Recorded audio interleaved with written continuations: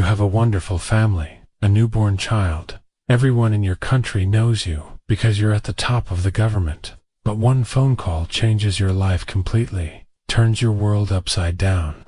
And you face a choice: save someone's life or save your own dignity, life or honor, salvation or principles. Would you do something that will haunt you for the rest of your days?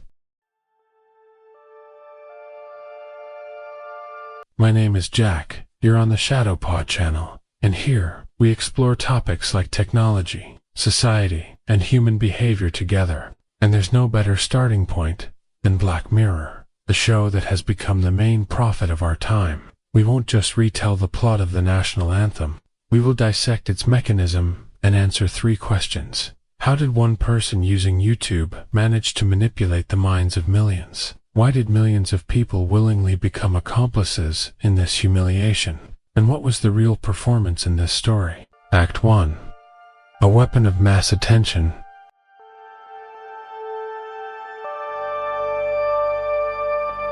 In the 21st century, alongside physical weapons, another powerful tool of influence plays a major role: viral content. The kidnapper didn't have complex demands. He just uploaded a video. He used the existing media infrastructure against its own creators. The traditional media was trapped. They couldn't ignore it. It was the #1 story. But to show it meant they were following the terrorists' orders.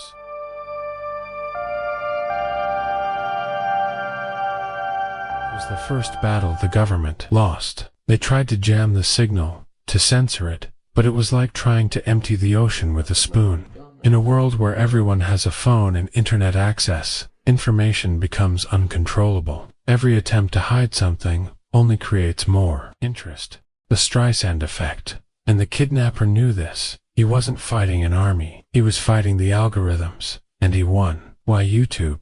Because the platform scales emotions instantly. Shock is the currency, and the algorithm is the cash register. He made content that anyone could understand. A timer, a moral dilemma, a clear hero, and a clear victim. It's the perfect viral package. And when TV and news sites joined the game, they amplified the signal. The video could no longer be stopped. Act 2. The court. Public opinion.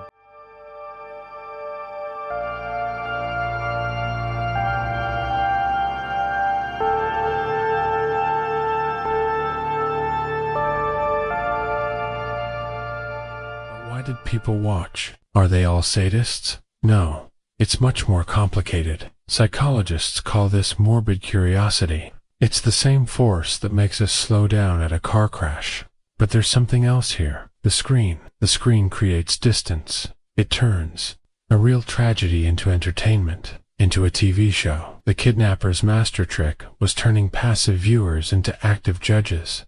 Public opinion became the executioner. Polls were conducted, and they showed that most people were against it. But the TV ratings told a different story. They created the illusion that your voice mattered, but in reality, they just fueled the interest. This is called diffusion of responsibility. When everyone is watching, it feels like no single person is to blame. Your personal responsibility just dissolves into the crowd.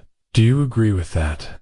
This is the main paradox of Black Mirror. We publicly condemn, but secretly, we watch. Because everyone else is watching. Platforms give us tools of participation: likes, shares, polls. They turn observation into action. Even if the action is just a click, it provides a sense of agency. I had an impact. It was this very feeling that made millions of people accomplices. Act 3. The masterpiece was something else. Spoiler alert for those who haven't seen the show.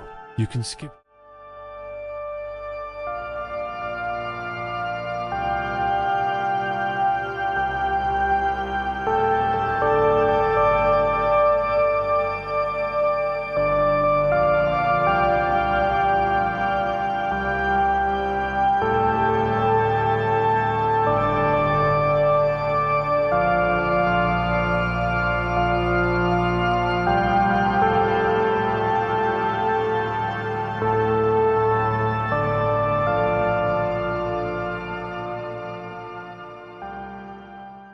this is where a simple thriller transforms into a work of genius. Art, all of it, was meaningless. The princess's life wasn't at stake during the broadcast. The only thing at stake was our morality. The artist kidnapper didn't just prove his point. He made the entire nation a co-author of his performance. The artwork wasn't the act. The artwork was making you watch. And what about the consequences? Paradoxically, the Prime Minister's approval rating went up. Society quickly forgot the humiliation and moved on to the next news cycle. But the finale shows us the true cost. His public life is saved, but his personal life, his humanity, his soul is destroyed. And that is the Black Mirror, the turned off screen where we don't see politics or technology, but just a broken man. This is where Black Mirror hits the hardest. It shows that the real crime isn't in the act of kidnapping, but in our readiness to watch and judge. It's a meta-performance. Public participation became the weapon, and the price of that weapon is human souls. Conclusion. So what is the National Anthem really about? It's not just a story about politics. It's a cautionary tale about how, in the chase for a spectacle, we risk losing the most important thing, our humanity. And in the age of TikTok, Twitch, and 24/7 live streams, this episode from 2011 is more relevant than ever. And now, I want to ask you a question. Imagine if this happened today, in 2025, in the era of TikTok, YouTube, and non-stop streams. Which way do you think a hashtag like #watch or Save the Princess would tip the scales? Have we gotten better, or have we just gotten better at hiding our curiosity? I'm really interested in your opinion. Leave it in the comments. Let's discuss it. Thank you to everyone who watched this video to the end. I would be grateful if you'd subscribe to the channel and like this video. You can also support the channel on buymecoffee.com. You can find all the links in the description below the video. See you in the next one. Keep your paws off of strange hashtags.